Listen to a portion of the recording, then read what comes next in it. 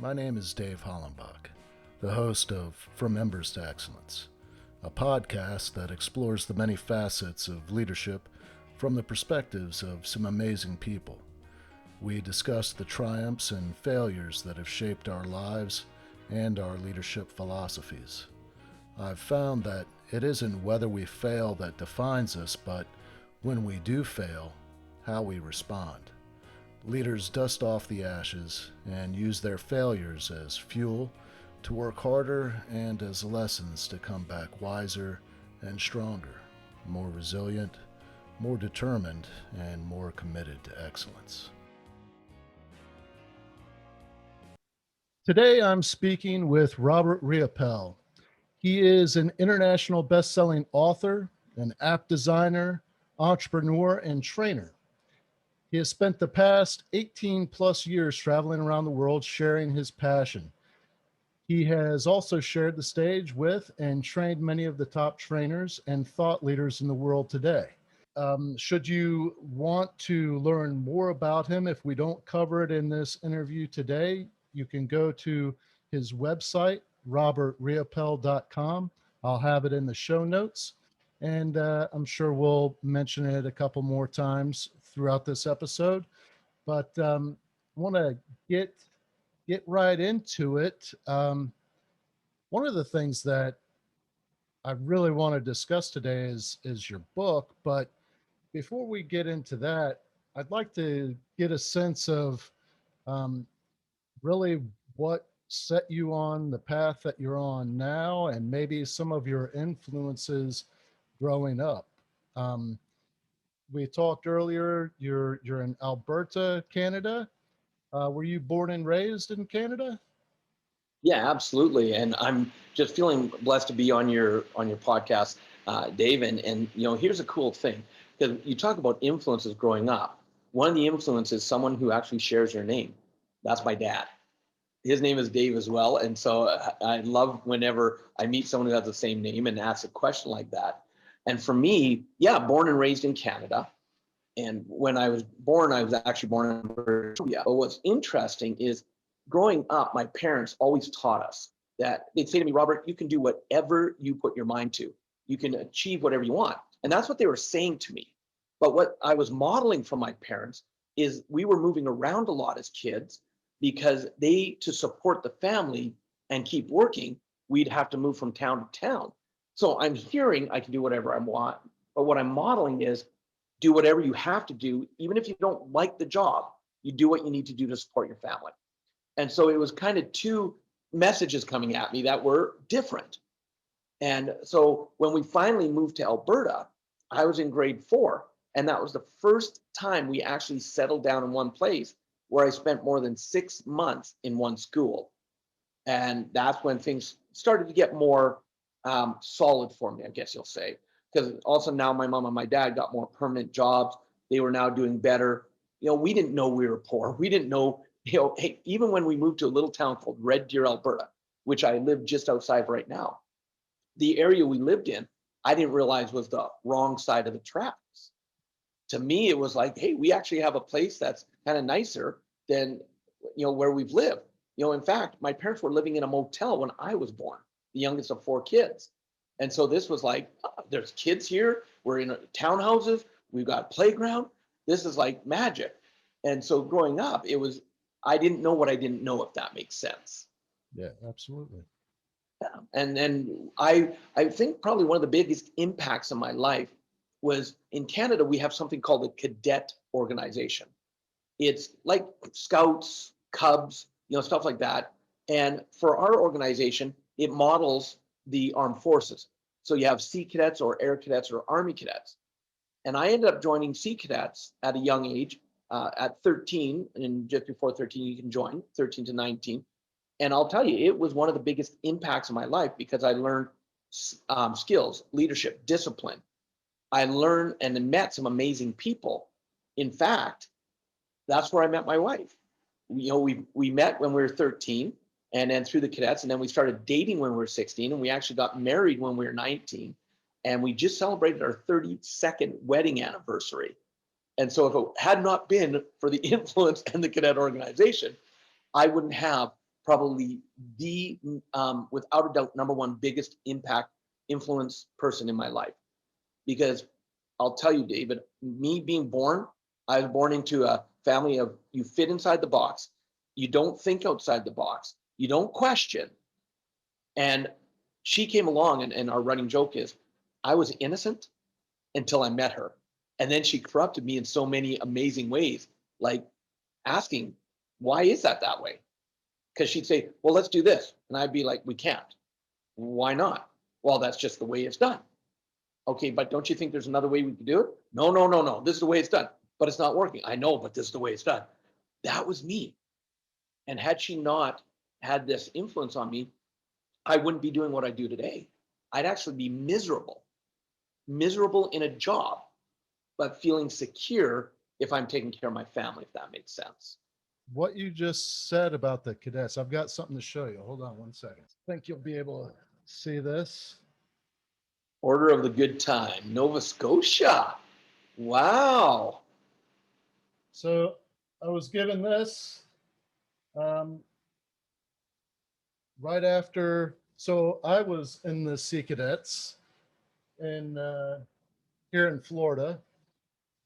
I had aspirations to go to the United States Naval Academy and started off in the Navy League at 11. And then at 13, I was able to transition into the Sea Cadets. And when I was In 16, Florida?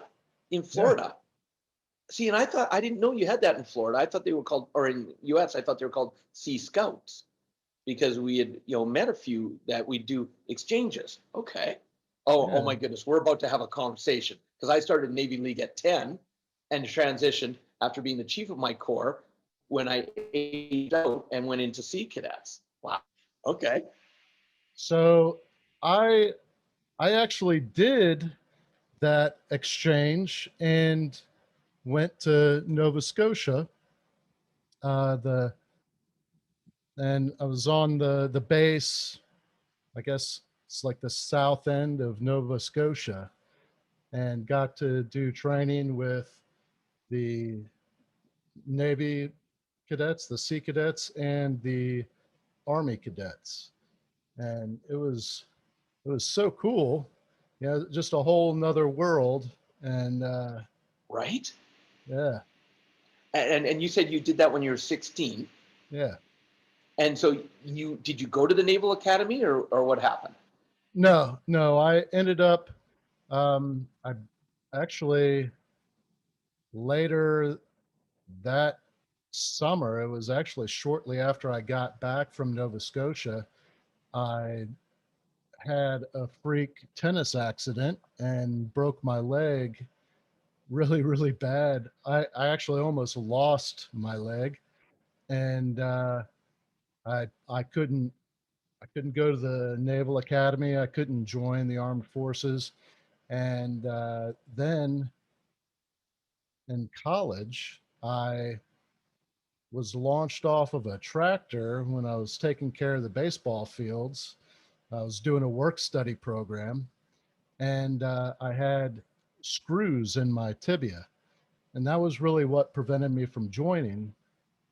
And when I got launched off the fender of this tractor, one of the screws backed out, and I had to go have surgery and get the screws removed. Well, that opened the door for me to join the Navy, and I enlisted, and then it just wasn't meant to be. When I was in A school, I broke the same leg and was medically discharged, and then became a firefighter. So But see, and this is the cool thing, and because you're going to freak out when I share a bit of my story on that, because allowing you then to become a firefighter, when you look back today and that 2020 vision looking back, are you sorry you didn't go into the Navy, or are you thankful you didn't get into the Navy?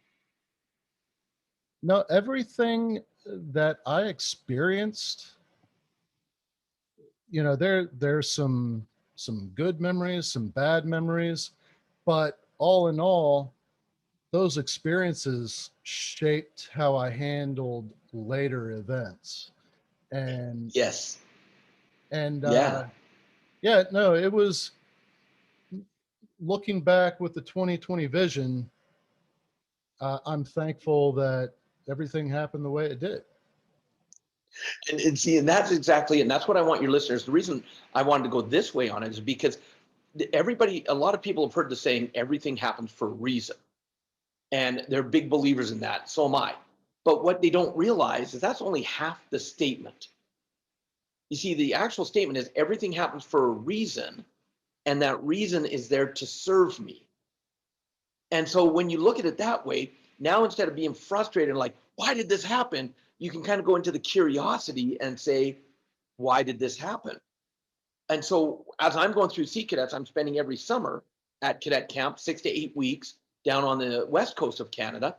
And when in 1985, I'm now 16 years of age, and I've actually I find out while I'm at camp that there's a 3-month tour duty I can apply for on a Canadian Armed Forces ship after I get home from camp during my grade 11 year, and I would have to take half the year off to do this. And so I got a hold of my commanding officer and applied for it because I was scheduled to go to Royal Roads, the Naval Academy, and become an officer in the Navy. That was the road I was on. So my commanding officer, he put all the paperwork in. We found I got the last berth on the ship. There were 6 cadets allowed to go on the ship for 3 months. And I'll tell you, Dave, that was the best thing that could have happened to me at age 16 because I did that 3-month tour of duty on the ship. I hopped off the ship and I went, I don't want to be in the Navy. And in that moment, it wasn't that I didn't like the Navy, but I noticed the lifestyle and I didn't want the lifestyle. And so at that moment, I made the decision I'm not going to go to the Naval Academy. I'm not going to become an officer.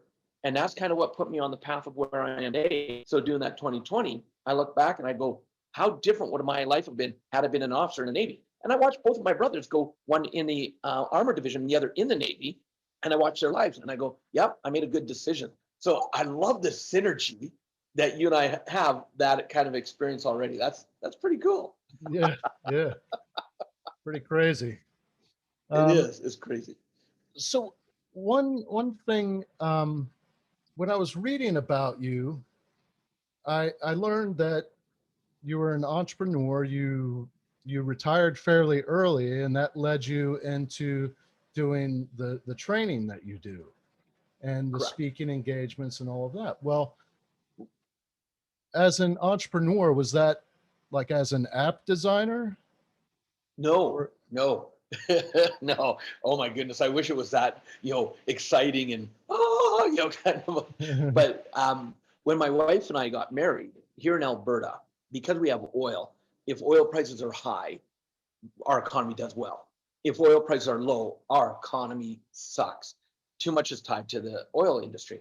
And in 1989, all of a sudden I'm laid off from the third company I've been working for, and I'm working hard, I'm staying loyal, but they were shutting the factory down. I was laid off and there was no work. I went out, I put the suit, the tie, the jacket on, and I went and looked for that real job and I couldn't find anything. Now, being newly married, I wanted to do something until I found the real job to support my family. So I just started delivering pizzas for Domino's Pizza. So that was pretty much out of necessity. Now, because I do have a good work ethic and I always show up and when I'm there, I give 100%. I was able then to become a manager a number of months later. My franchisee had sold his store and bought 2 more. So I moved and became a manager. When my wife was able to move up to the city, she became my assistant manager. And what do? We started working hard. We open to close 7 days a week. That's what we know to do. I'm still that in the box thinker. And it also we're now, and I don't know how much you know about Domino's Pizza, but you cannot just buy a franchise. You actually have to successfully manage a store for at least a year, meeting a bunch of criteria. Once you do, then you're qualified to be a franchisee, which means they'll waive the upfront franchise fee. However, you still have to have money to buy or build a store. And so we're now qualified to be franchisees. And we find out that my franchisee has decided he's had enough of Domino's because when he traded his one store for 2, he made a bad decision. And he's like, I'm out. I'm selling the stores. And we had been watching enough stores transition that we knew the first thing a new owner does when they come in is they fire the managers and bring their own team in. So I'm now in panic mode. And my wife and I, the conversations we're having is we need to talk to some of the other franchisees in the city and find a new job. And she looks at me and she goes, why would we do that? I'm like, because we know we're about to lose our jobs. We've got to find a new job. We need money. She goes, well, why don't we buy the store we're working in? And I look at her, I'm like, because we don't have any money. Hello, right? But my wife, again, remember I said she's corrupted me in so many good ways. She goes, well, then why don't we learn how to do it? As a last resort, we could look at working for another franchisee, but why don't we look at buying the store? And we started learning how do you buy a business if you don't have money? And we made a lot of mistakes, Dave.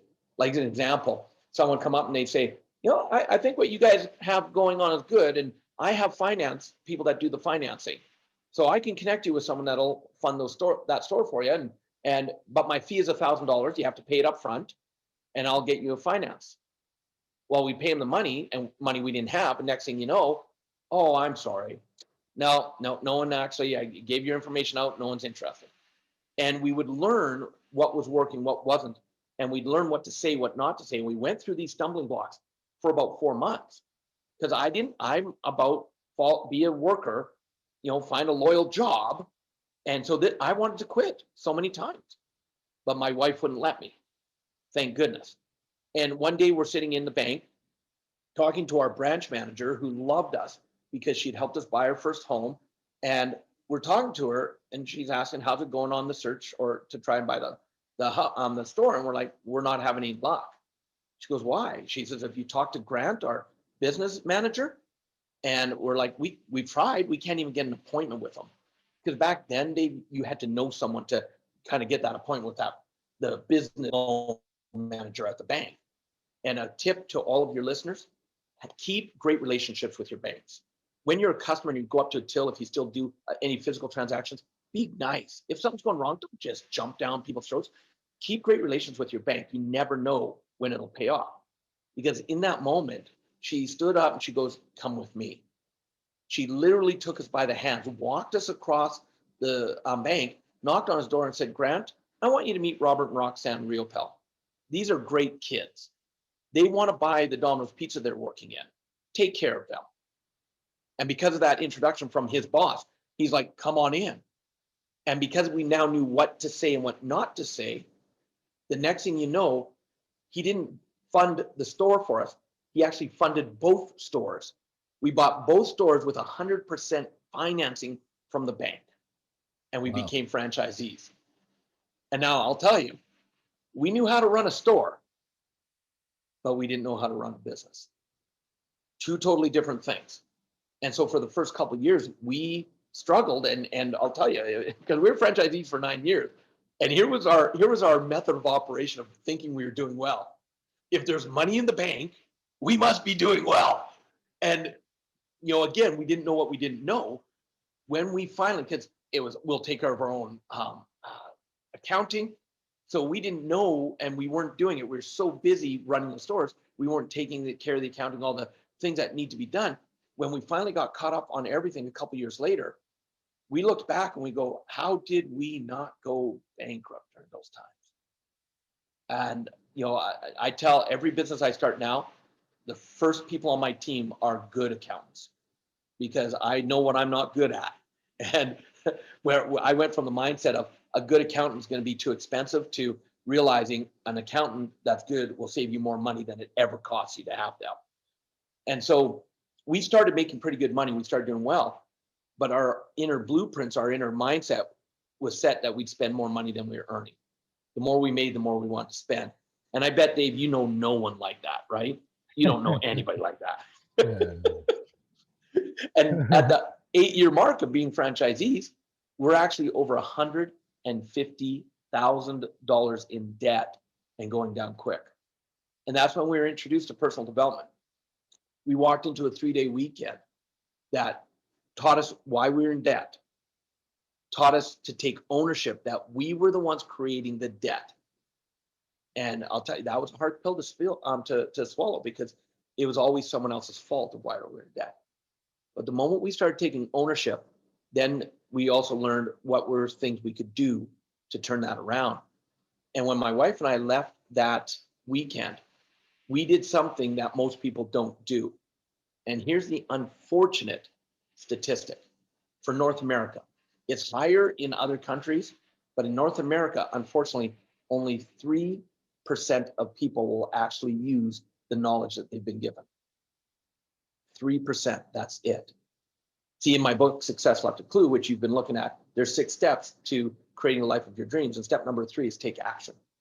That's what so many people don't do. But we said, we're going to take this information, we're going to take these skills, we're going to take these steps, and we're going to put them into action.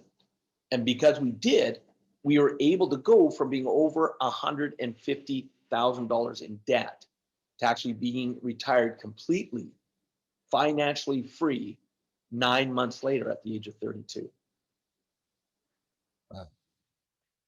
Yeah, and that's what our mind said. It went, wow, because we realized if that information gave us that result, what would more learning do? And that's when we dove into learning, because now we're in the entrepreneurial mindset. And during the next 2.5 years, we learned from as many masters as we could. And another thing I'm a big believer in, don't just learn one way. Don't just learn from one person. Learn from as many people as you can, and take the nuggets of gold, or the clues, as I call them, from those people. And that's when I found my passion.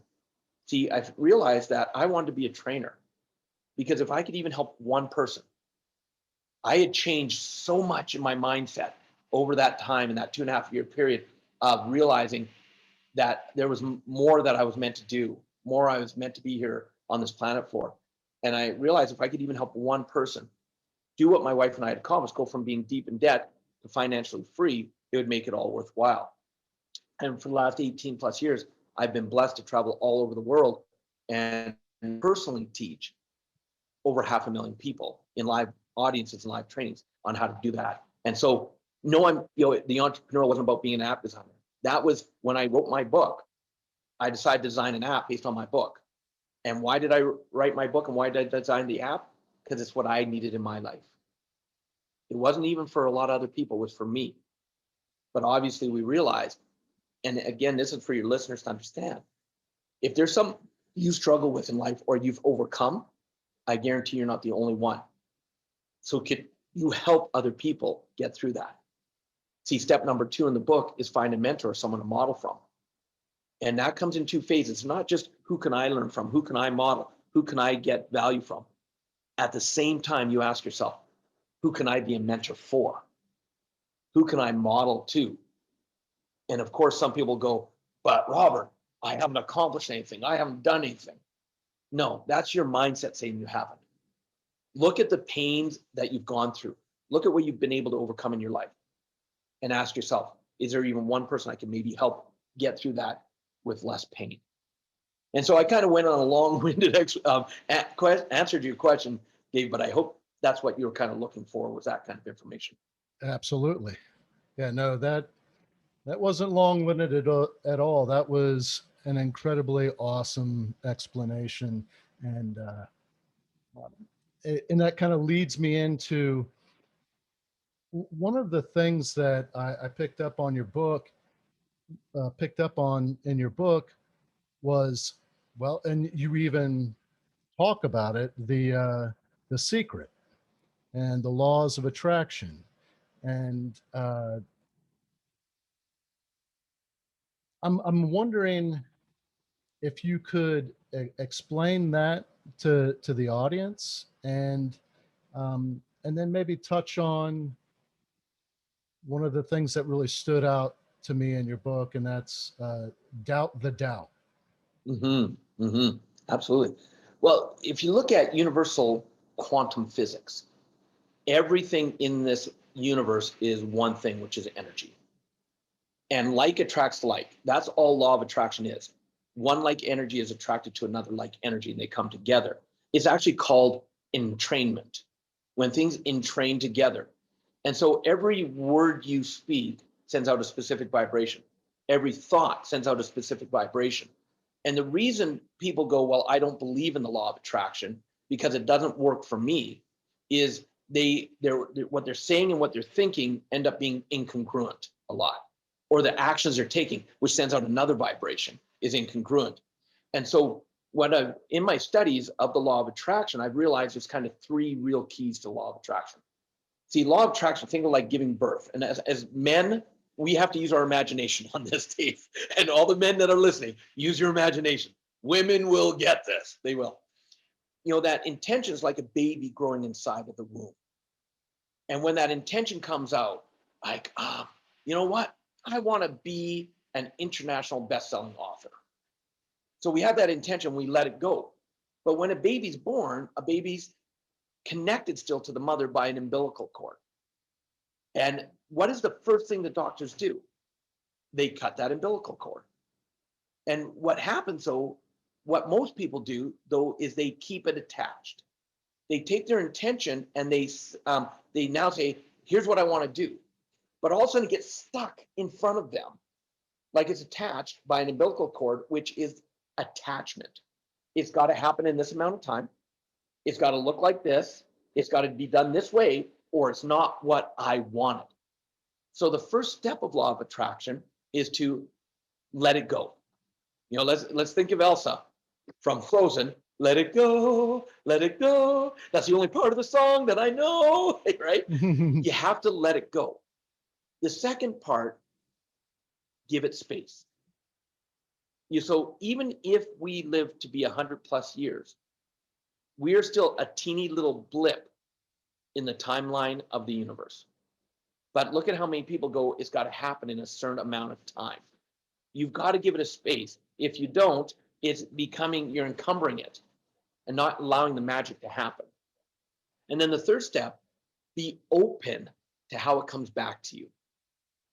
I love all types of music, and I see the guitar in the background, so I'm guessing that you love music as well. Yes, yeah. I love music, love jazz. Yeah.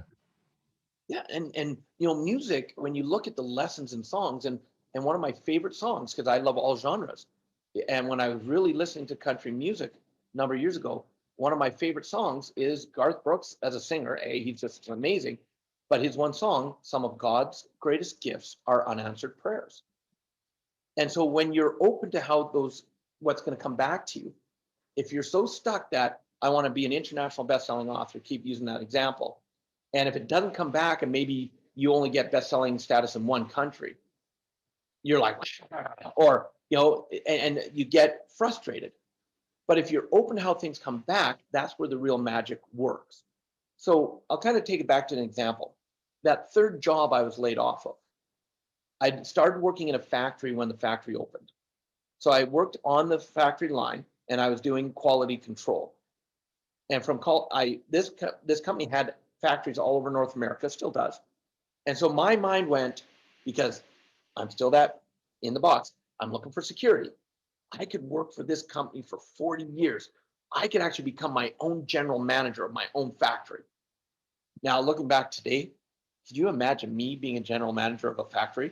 I'll tell you, it would be probably the most fun factory you've ever worked at because I love having fun. But I'd be miserable in that position. But that's where my mindset was. So I started working and I got promoted from the inside of the working in quality control to helping run the shipping and receiving department.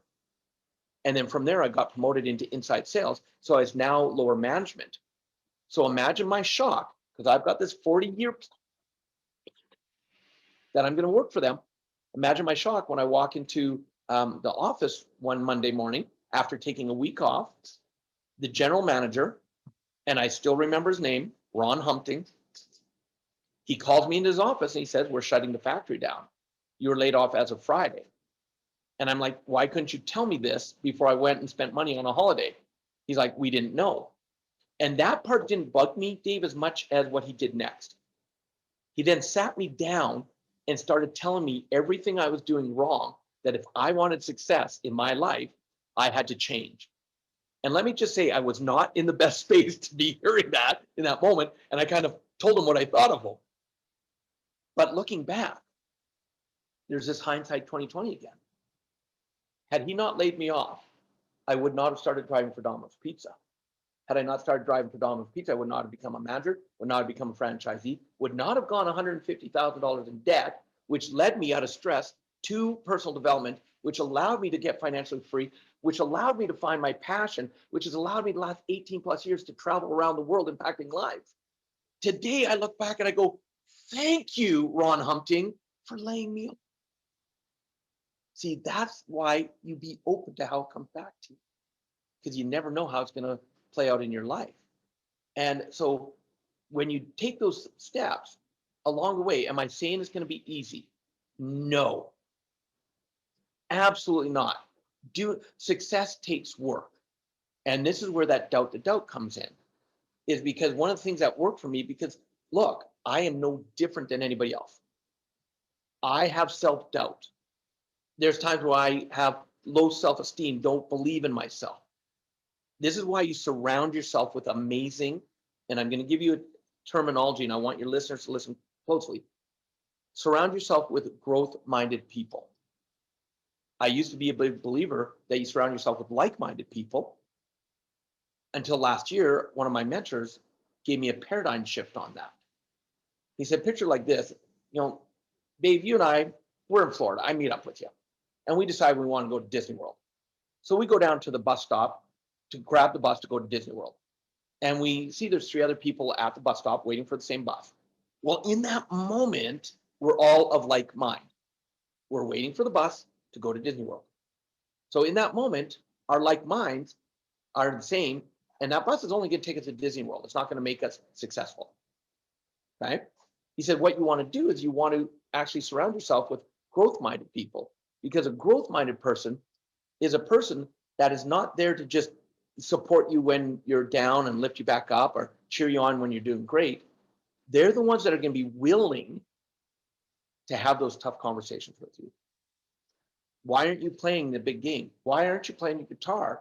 You're good at it. Why aren't you playing more? Whatever it is, they're the ones that are being willing to have those tough conversations and even kick you in the ass when you need it. And thank goodness I have those people in my life, because when left to me, when doubt comes in, it can be paralyzing. And so the doubt is a little technique where all of a sudden you're having a down time and you feel doubt coming in.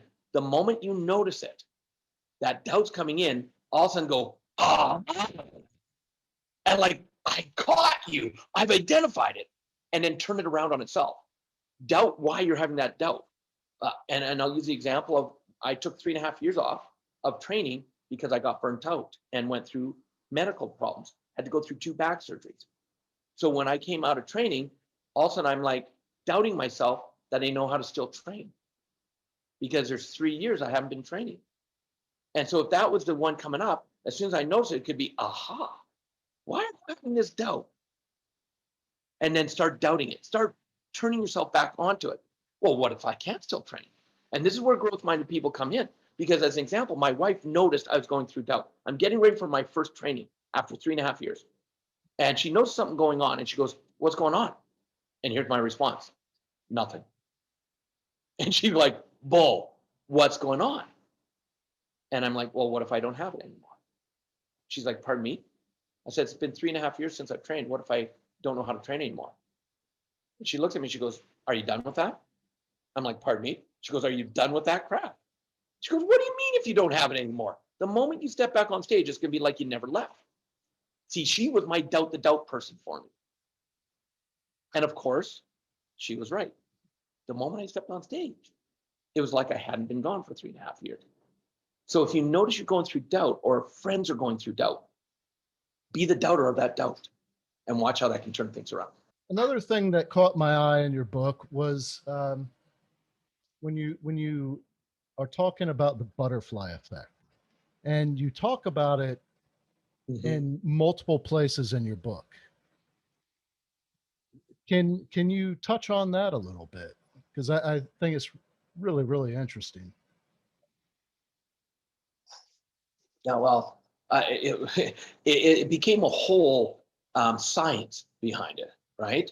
And think about, and movies, Ashton Kutcher, Butterfly Effect in the movie he was in. And so when all of a sudden you have, and it stems from, if a butterfly flaps its wings in Brazil, can it create a tornado in Texas? And so the way I utilize this is, when it was discovered, All of a sudden, you've got weather being analyzed. Back in the day, when computers, to what we have on our phone today, the same power of processing to have as we do on our phone now would take a warehouse, reel-to-reel computers, because that's how much processing.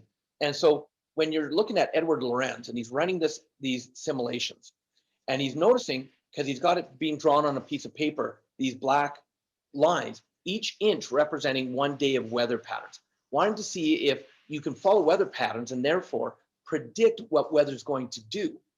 And as he's doing these simulations, they would start to show patterns and start having these lines that were going consistent around and around and around and around. Well, one day he was running one of these simulations, and all of a sudden the computer crashed on him. And when the computer crashed, he got frustrated, and he's like, oh my goodness, now I've got to re-enter all the data, I got to redo it. And he'd been entering all the data in up to 6 decimal places.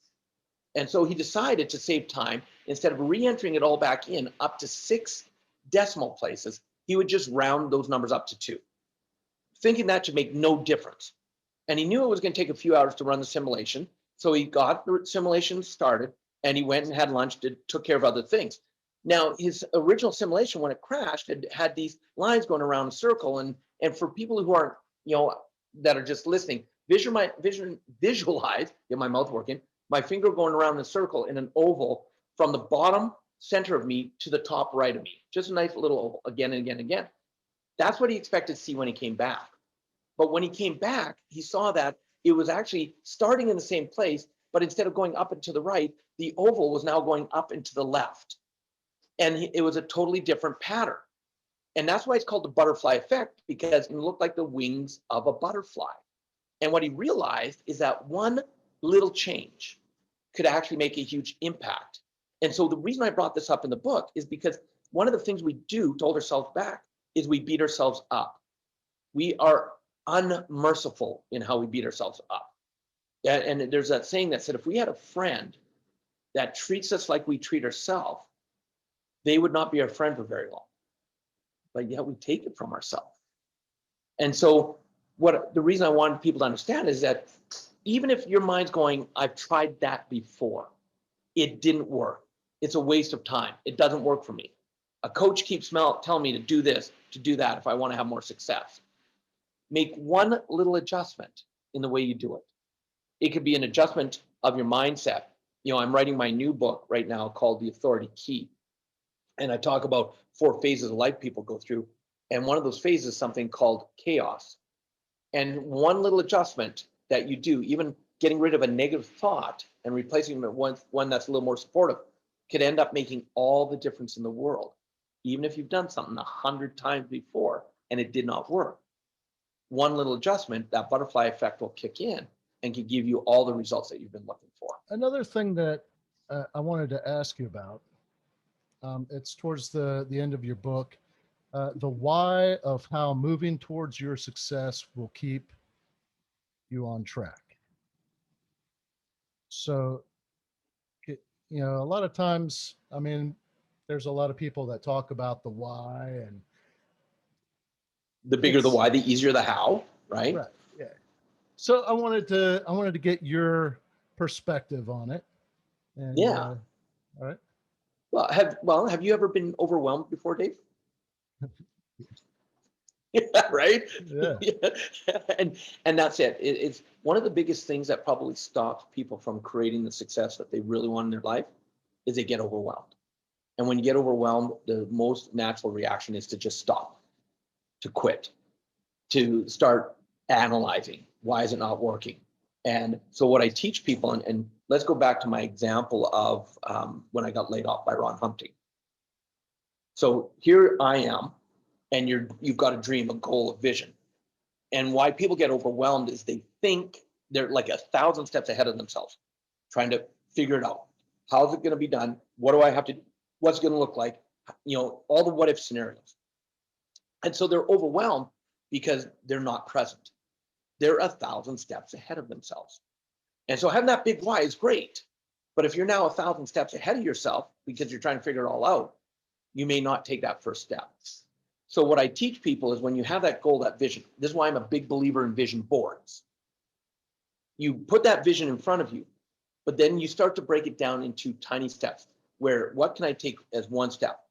And so if you're feeling overwhelmed, and here I was, and I had this vision, I wanted to be the general manager of my own factory. And I had it all planned out, the journey, and I'd been doing part of it. So when I went on that one little loop off of getting laid off, it messed it up, which is why the frustration, why the anger, why all that came in. But what happens is if you end up taking a deep breath in and you come back and you say, what's one step I can do right now to go in the direction of where I want to be? And you make it simple, and then you take that step. Once you take the step, check in with yourself. How am I doing? I'm doing okay. Okay, what's my next step? And this is why the saying success comes one step at a time. One of the things that's going to happen is I love the quote that says, one step in the right direction is worth 1,000 years of thinking about it. Right? And so now, one of the benefits is now at least you're moving towards your goal. Another benefit is if you're present, taking one step at a time. Well, I'm going to turn it back to you again, Dave. Have you ever had a time where there was something you wanted so bad, and maybe it took you a couple of years, and you maybe finally accomplished it, but then all of a sudden you look back and it was like, well, that wasn't as exciting as I thought, and what did I just do for the last 2 to 3 years? I was so focused on this, I don't even really remember what happened in the last 2 to 3 years, or why did my relationship go one direction, or why did my health go in the wrong direction? Have you ever had something like that happen in your life? Oh, yeah. Yeah. Yeah. See, when you're 1,000 steps ahead of yourself, you're forgetting to enjoy the journey. You're forgetting to be present in here and now, so that, even if you don't achieve your goal, at least you can go, you know what? These last 3-4 years, what are some amazing experiences I had? This is amazing, because at least you had that journey. But when we're so far ahead of ourselves, only focused on the goal, when we're not present, we're not truly living, if that makes sense. You just touched on it, the being present component, and another part of your book. And I'm going to encourage everybody to go to your website and download it, because like I picked up on so much in a very short period of time. It's very easy to read, and just what an awesome book, and it's free. Yeah, and that's what I want. But there is a caveat to that, and here's what I want your listeners to understand: is because you had me on your show, if they go to robertriopel.com, so just my name, RobertRiopel.com, nice and easy. If they go to that website, they're going to be able to download the digital version of Success Left a Clue as our gift for them listening to this episode. But the caveat is, as you've seen, it's not just a book that you read, go, that was nice, put it on the shelf and make it shelf help. That's not the intention. I wrote it as a workbook. And that's why, because again, step number 3 is take action. I have action steps all the way through. And I'll say, don't read any further until you've taken this action. And then the next chapter, I say, did you do the last action? If not, stop reading right now and go back and do the action. And the reason I do that is because people are creatures of habit. The only way they're going to get change is if they change their habits. So one of the reasons I am allowing people to download it as a gift is because I want it in more hands for people to change their lives. I want people to actually use it, not just read it. Yeah. Now, what I was going to touch on is the being present component, and you talk a little bit about like, let me make sure I believe you were studying Zen Buddhism. Is that correct? You were I did. at I a did a Zen retreat, retreat. right? Yeah. Yeah, I did a 4-day Zen retreat. Yeah. And just there was a funny little story. I was wondering if you'd share it about the Zen master teaching you how to be present, or what it means to be present. Oh, it was life changing for me. Yeah. First of all, for people who don't know me, picture me 4 days of not talking. People who know me, they're going, there's no way. How did you do that? And so my wife and I were blessed. One of our mentors brought his Zen teacher to us, and she did a 4-day retreat. And when, I like to meditate, but to sit there for 20 minutes, arms crossed, legs crossed, and going, oh, it just, in that space, it was easy to do for the 4 days, easier. But my mind kept going, what happens when I go home? And at night, even though it was 4 days of silence, at night we were able to ask questions. And there was another woman in the group that asked a question that had been going around in my head like crazy. She said, Sherry, being here and doing the meditating and being present, it's easy. But when I got home, I've got family, I've got kids, I've got a busy life. I don't have 20 minutes to sit down and meditate to become present. And Sherry's answer blew me away, and it was another paradigm shift. She said, look, being present or meditating simply means being present. So anything that you're doing in a daily basis where you're actually truly present in that moment. So you and I are having a conversation right now. I'm aware of everything going on around me, Dave, but I'm present with you. She said, anything that you're doing that you're totally present with, you're actually meditating. So my goal is in a daily basis is to see just how much I can meditate. So if you're driving your vehicle and you're actually truly focused on driving, you're not trying to put makeup on, eat something, have a drink, but you're present with where you're at. And it's funny, some countries, oh my goodness, you want to talk about the greatest example of being present? First time I go to India, and every time I go to India, you have to be present driving because every millimeter inch of space is being filled up with vehicles. And if you're not present, you're getting hit. This is why actually one of the things I came up with is that success is actually like driving a car in India. And I use the acronym of CAR for what that means is in India, if you want to be able to drive the C, you actually have to be confident.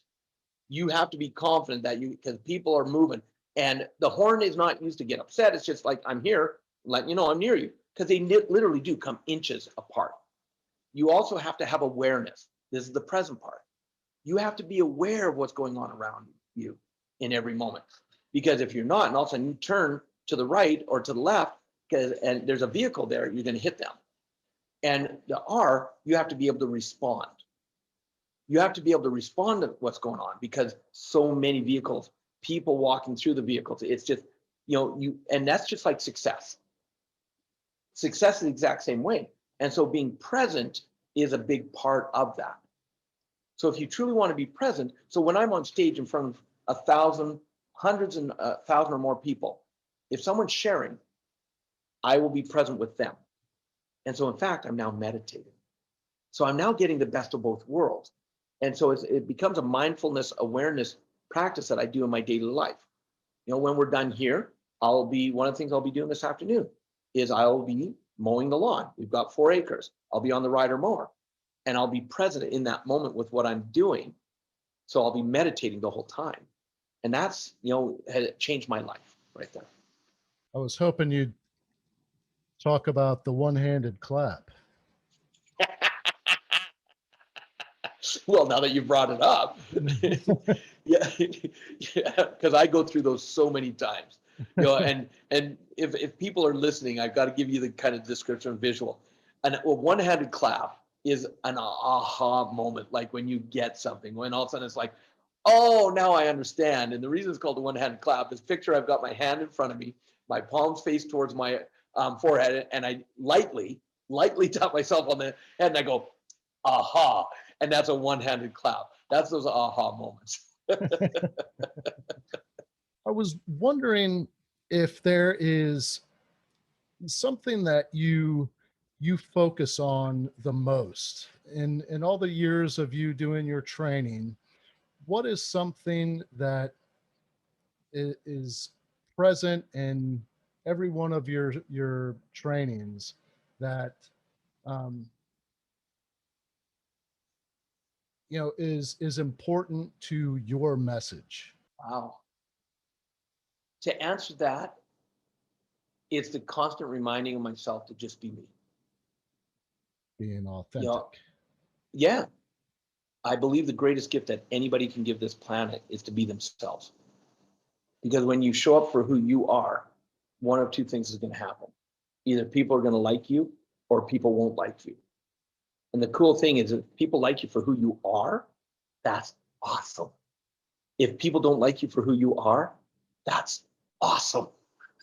Because with over 8 billion people on the planet, you're not going to be able to, if you're trying to please everybody and be who everybody else wants you to be, that's very tiring. But when you just be you and you show up, the people who like you for who you are, not who they think you should be, attracting them into your life is going to be one of the greatest gifts that you'll ever receive.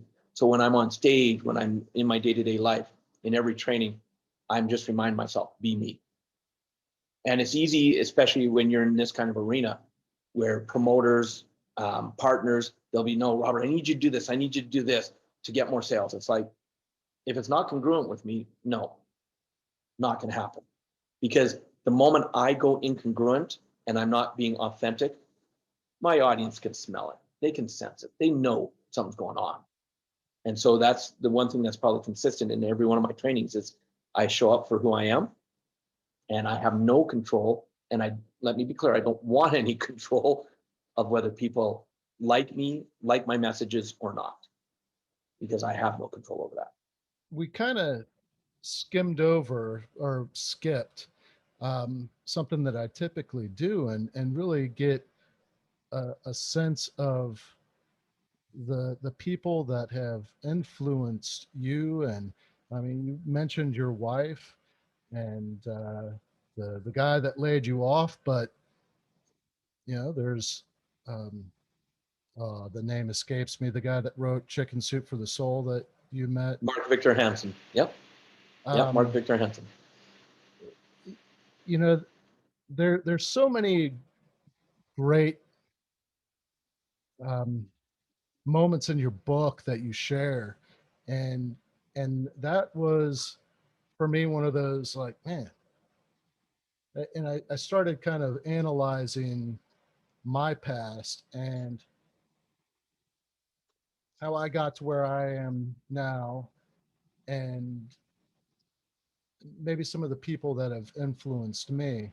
I don't have the same celebrity um,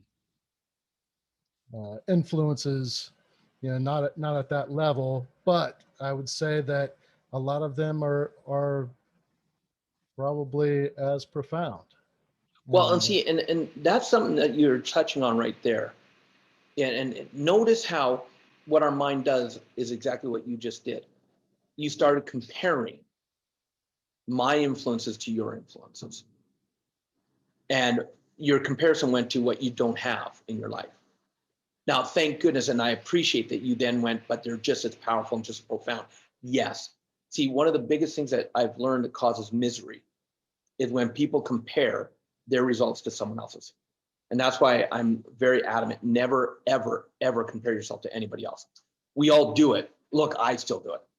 And this is one of the things for social media that I love social media, but it's one of my frustrations because, Dave, you're old enough to remember the old 45 LPs, right? oh yeah. And on one side was the number one hit, the song that everybody knew. And on the other side was a song that they hoped one day would get some traction, but it was usually not a very good song. And what happens with social media is our mind tends to look at other people's posts and all their greatest hits, their side A's. And they're like, oh my goodness, look how they're doing that amazing. They're doing that. They've met this person, they've done this. But then the mind then goes and compares our side B of our life, the crap going on in our life, to their greatest hits. And we wonder why we're miserable. And so the moment that we stop comparing ourselves to anybody else, here's the comparison I want you to make. I want you to look at and say, today, did I take one step towards one of my goals? And if the answer is yes, then go, awesome. Step number 4 in my book, celebrate that success. Celebrate it.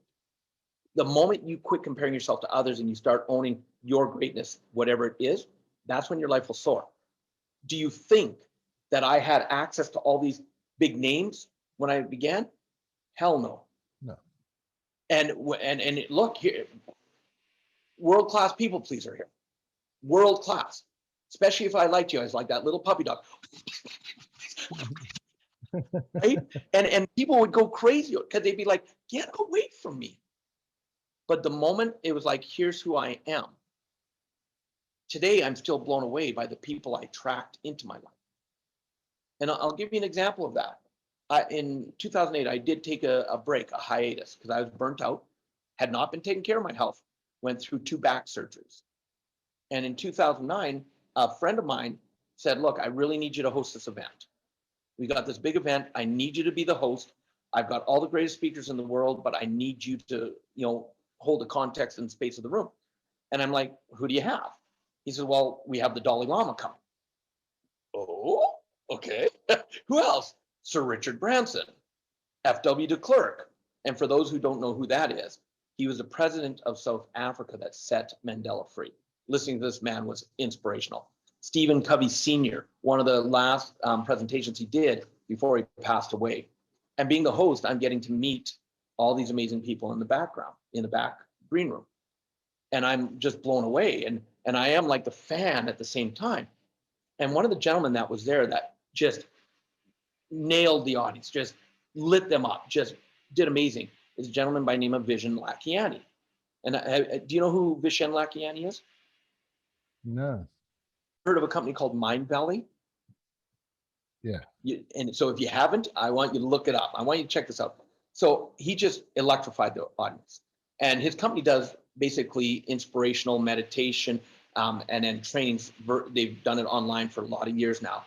They do live events all over the world. They do a 1-month university where 700 of their students will go to a city that they've chosen for the year, and they'll all book in for a month in Airbnbs and that, and they'll just learn from some of the top minds. They'll have common rooms where they can come together, collaborate, create. It's powerful. And so this is 2009, he lit the room up. I'm in the green room and I'm just like, "You were amazing." And we're talking, we're having a conversation, and finally he stops me. He goes, "You don't know who I am, do you?" I'm like, "Sure, you're Vishen Lakhiani, you've got Mind Valley, your company's phenomenal, what does, I follow it." And he goes, "No, no, no, no." He says, "You don't know who I am in the sense that it's because of you, Robert, that I'm here today, because you changed my life, and you don't even know that, do you?" And I'm like, "Pardon me?" He goes, "In 2008, in May, you did a 3-day weekend in Malaysia." And I get it. You didn't know me because I was one of 4,800 students in the audience. He said, "When I walked into that room," he said, "I brought 9 of my staff members." He said, "My company, had 15 staff. We were losing $15,000 US a month. I was stressed out. We walked into that room. I brought 9 of my staff. I was going to leave on the first day because I'm like, they're just going to try and sell me something. But I stayed." He said, "Because of you. By the end of the weekend, you had changed my life so much, my mindset around money, around finances." He said, "We changed everything in our business." That was May of 2008. By December of that same year, we had our first $1 million US month. We had made so much money. We paid all our debts off, bought all of our office space outright. And it's because of you. And now today, not even a year later after that, he says, we're doing $15-20 million a year. He said, "And it's because of you, and you don't even know." And I had no idea. No idea. And the beautiful part about that, Dave, I don't have to know. See, when you're authentic and you're stepping into your greatness and being you, you don't need to know who you're impacting. When you make one little change in your life, you're impacting people around you, whether you know it or not. And so your way of being authentic might inspire someone else to be authentic, then inspire someone else in their life to be authentic. See, that's the cool part. Is I had no idea he'd even been in my audience. And today we're friends. And every time I'm in Malaysia, we get together, have dinner. I go through his offices. He calls me one of his mentors. I hope that I'm thinking of this because you saying Mind Valley, I'm pretty certain that they have a YouTube channel or they create meditations. And That's one of the so, many things. Yep, one of the okay, many things they so do. that's how I know that name then.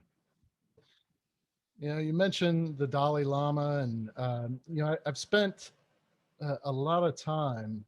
I was raised Lutheran, and then we kind of transitioned into the Baptist church, and I went to a Southern Baptist private school in 11th grade, and I ended up really Well, when I was in the Navy, a friend of mine introduced me to Nietzsche and Camus and Sartre and really existentialism. And then when I got out of the Navy, I continued studying philosophy and took some philosophy classes, but then I took some courses on world religions, and it opened my mind to so many things. And I ended up studying Buddhism for a little while. And what I am really interested about now, some of the things that really resonate with me is Stoic philosophy.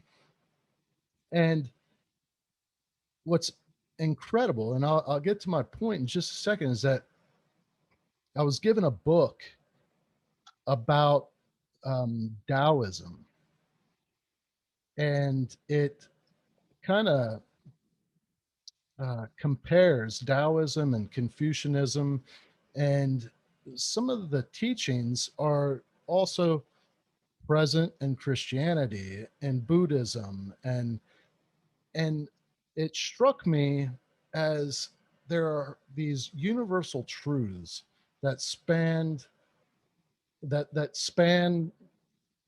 mankind's history. And Hmm. I I like that a lot of the things that you talk about in your book are universal, and it's not just like a shtick. It's these are the things that work, and it's Yeah.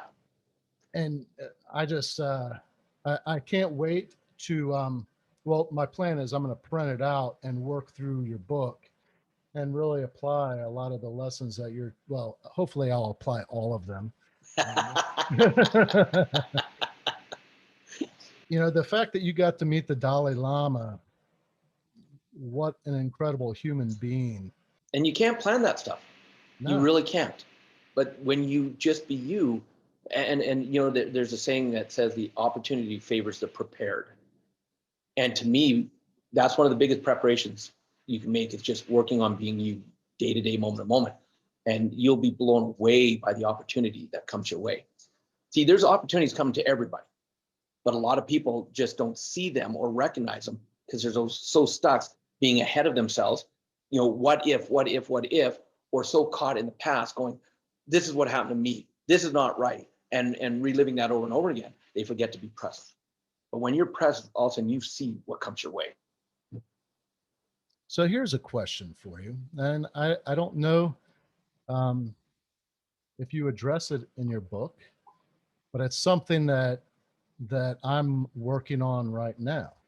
Now, I spent 23 years in the fire service, and that was my identity. I'm no longer in the fire service, and I'm now trying to figure out who in the world I am because for so long I identified as this firefighter, the Yep. fire officer, chief officer. Like I spent my a bulk of my adult life becoming this person that I thought was me. Mm-hmm. And so I was just, in order to be authentic, you have to be self-aware and know who you are. Yes. Work on you. That's another one of my practices. Constantly working on me. The moment I think I know everything, Dave, I'm done. I'm done. So even though I'm blessed to train around the world, I'm still a student as much as I can. And you talk about in my timeline. If you look at my timeline of my life, one of the you go through life and you've got your ups and downs, but then there's those times in your life where all of a sudden it's like, bing, it's a major change. And one of those was when I was still a student. I was able to attend a 3 day intensive. At the time, it was called the Enlightenment Intensive. And basically, the way it was marketed is what a monk would go into a cave and spend 40 years to do of awareness, you'll be able to do in 3 days. And so in this 3 days, again, it was silence, but we would be in dyads. 11 times a day for 40 minutes at a time. And in between those dyads, we're doing walking contemplations, working contemplations, we're sleeping, we're eating in silence.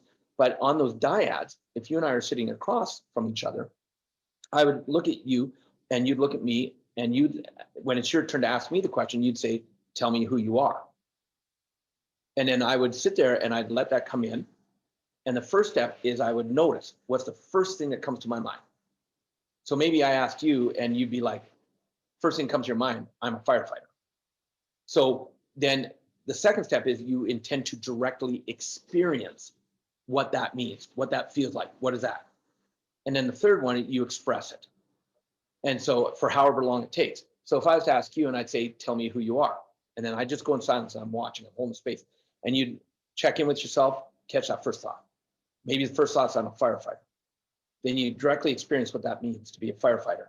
And then you're like, to express it, you might go, I'm a firefighter. I'm a person that saves lives. I go into buildings and whatever it is. And I let you talk as long as you want. When you're done, you'd say complete. And then you'd look at me and say, tell me who you are. And this goes back and forth for 40 minutes. And at some points, because at the beginning, it's the easy, what's at the top of your mind. But then all of a sudden, maybe your 8th time doing it during the day, and you're sitting there, and it might be, you might go, tell me who you are, and I'll be like, oh, my ass is sore. So, okay, I got to directly experience what that means. And I might be, my goddamn ass is sore. I can't believe we're sitting, and I might just go on a tirade. And then I'll let it all out. By the time, and what's cool is because my mind said, if it's called the enlightenment intensive, I got to have an enlightenment by the time I'm done. That expectation. And the teacher, he would sit at the end of the row. There was, a row down of all the dyads. And if you thought you had something, you'd go talk to him. You'd sit in front of him and he'd say, tell me who you are. And you give him an explanation and he'd either nod yes or nod no. And that could get frustrating because the one time I thought I did, I'm in front of him and I'm just like, woo, ego, I got it. And he looks at me and goes, go back to your seat. And that was my beginning of my learning to really introspect to who I am. And what I came away with is I'm me. That's simple. This is me. But it took a lot of frustration to get to that and to remind myself that every once in a while, because even now it's work. It's not like, oh, wow, you discovered it. Yay, all done. No, it's a constant work. And the cool part is I enjoy that work. Even though it frustrates me and frustrates other people when, but I can only be me, plain and simple. And when I started traveling around the world, then now I look at other people differently. It taught me tolerance. That just because I'm in another culture, maybe they do things different than I do. Does that make them bad? Does it make them worse or better than me? No, they're just them. They've got their programming. That's who they are. Who am I to say who they should be or shouldn't be? And that's, that tolerance has allowed me to just meet so many amazing people from all different walks of life, all different religions, all different upbringings and cultures. And it's pretty phenomenal. I love that.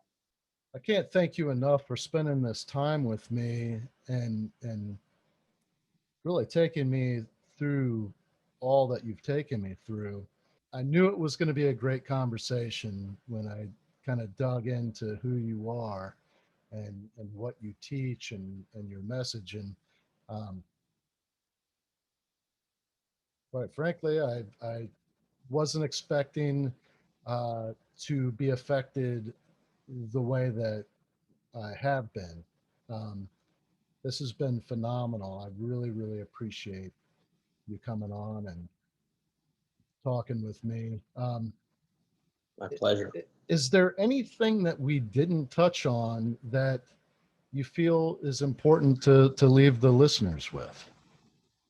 Dave, just from the questions you asked, we could probably go on for hours and hours. So that may mean you may be having a second episode because what I would love to be able to impart upon your listeners is my new work, which is like the 4 phases of life, the 4 currencies of life, and how to be seen as an authority in your life, no matter whether it's a job or a business, because it's not just the practical stuff as you've experienced in this interview.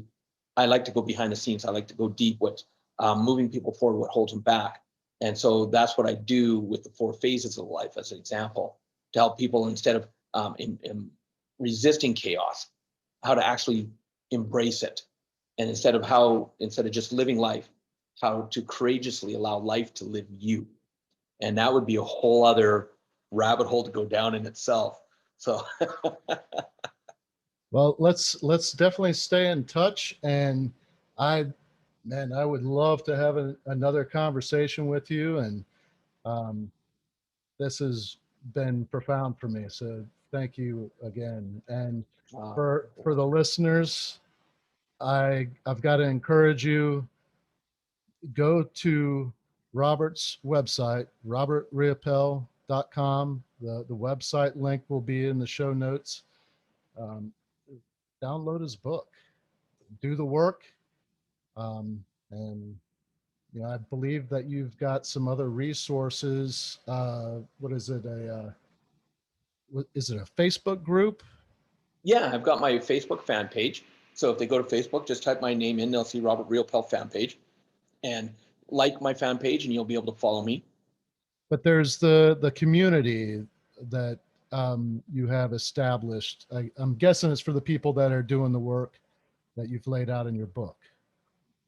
Ah, you know, that one's escaping me at the moment, because it's, I would say, like my fan page, because we're probably going to create some new communities coming up. Okay. And so I may not have kept that one going from when we printed the book originally. So what I Okay. would suggest, yeah, like my fan page. I'll let people know, don't send me a friend request, because unfortunately I can't accept any more friends on Facebook. They've got me maxed out. But if you do connect with on my fan page, look, if you send me a message on Messenger, I'm the one that responds to them. So I love to answer questions and help people in any way I can. And so, yeah, just follow me that way. And definitely go to the robertriopel.com, download the book, start using it, start watching how you can have an impact on your life. And the book is me. I'm quirky. I don't have the best jokes, but it's me in the book format. Because I can only be me. If somebody listening wanted to bring you into their organization and have you as a speaker or a trainer, how would they set that up? Yeah, message me is one way. Also on my book webpage, which is successleftaclue.com, they have an about me and book Robert section on there where they can reach out to me. And absolutely, if they have a group they want me to talk to or and stuff like that, just reach out to me that way. Thank you so much, Robert. I hope you have a great rest of your day. Yeah, you too. And my heat wave, I know, is just a normal day for you in Florida. But that's the beautiful thing, right? That's a great example right there of how there's differences, what in perception, in climatized, your mindset, your every area of your life. So that's pretty cool. Thank you for listening to this episode of From Embers to Excellence. Please like and subscribe to my YouTube channel. Follow me on your favorite podcast platform and visit hollenbachleadership.com for additional content. My goal is and always will be to add value to as many people as possible. So if I can be of any assistance to you or someone you know, please connect with me via email or on one of my social media accounts, linked on the homepage of my website. Remember, our failures don't define us unless we let them, and the only true measure of a leader is the success of their team.